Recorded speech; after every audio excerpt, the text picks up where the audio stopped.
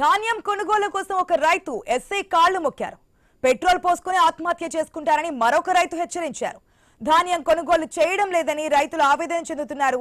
కామారెడ్డి జిల్లా బొమ్మందేవపల్లి X road వద్ద ధర్నా చేపట్టారు. రైతుల నిరసనల వద్దకు పోలీసులు రావడంతో రైతు భూమారెడ్డి ఎస్ఐ కాళ్లు పట్టుకున్నారు. రైస్ మిల్ యజమాని శ్రీధర్ ధాన్యం కొనుగోలు చేయడం లేదని రైతులు ఆవేదన వ్యక్తం చేశారు. ఇతర రైస్ మిల్ యజమానులు ధాన్యం కొనకుండా అడ్డుకుంటున్నారని ఆరోపించారు. కలెక్టర్ వచ్చే వరకు తాము ఇక్కడనే ఉంటామని రైతులు స్పష్టం చేశారు.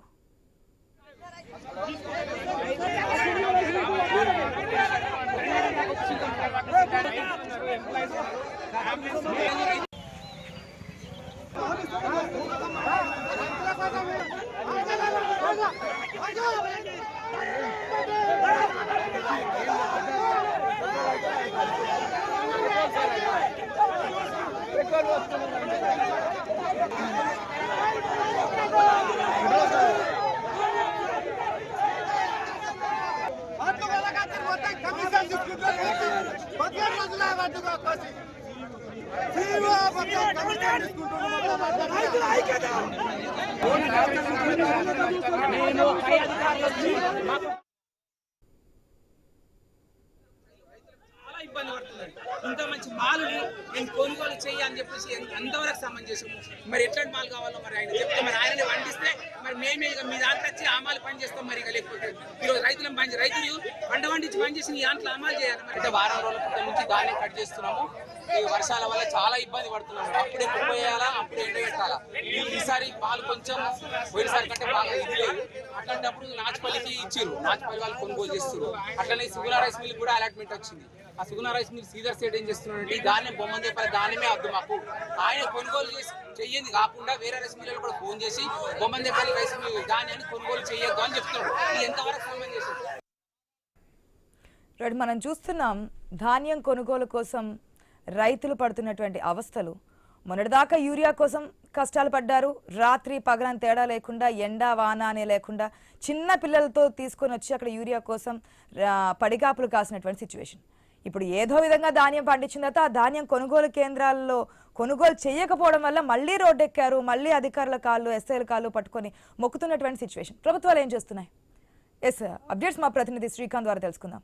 శ్రీకాంత్, ప్రభుత్వాలు కదా రైతే రాజు, రైతే దేశానికి వెన్నుముక, రైతు లేనిదే ఏది లేదని చెప్తూ ఉంటారు. అదే రైతు పంట పండించడానికి రోడ్డెక్కాలి, అందరూ కాలు మొక్కాలి. పండించిన రైతు కొనుగోలు చేయడానికి కాలు మొక్కాలి. ప్రభుత్వం ఏం చెప్తుంది దీనికి సంబంధించి?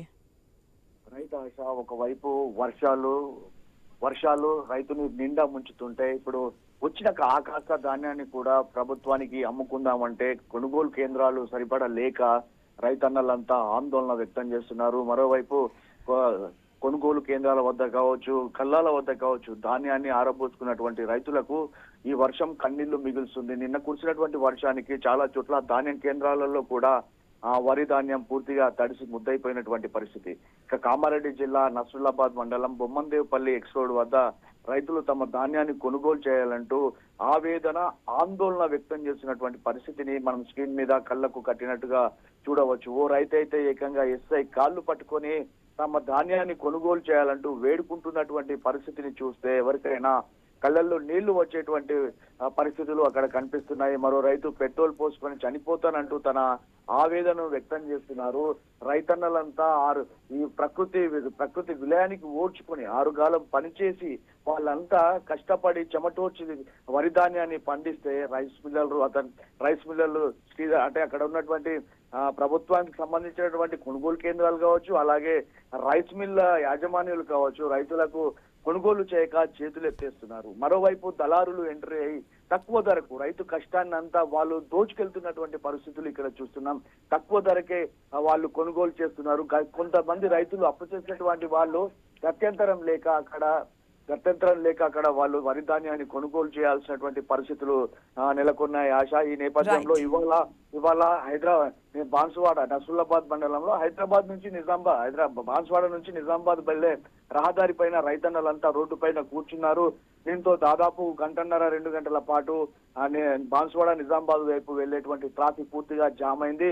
చివరికి పోలీసులు రైతన్నలను సముదాయించి వాళ్ళను ఒప్పించడంతో వాళ్ళంతా ధర్నా విరమించడం జరిగింది. కానీ ఇటు నిజామాబాద్ జిల్లాలో కావచ్చు, కామారెడ్డి జిల్లాలో కావచ్చు ఈ కొనుగోలు కేంద్రాలు లేక రైతన్నలంతా అవస్థలు పడుతున్నారు.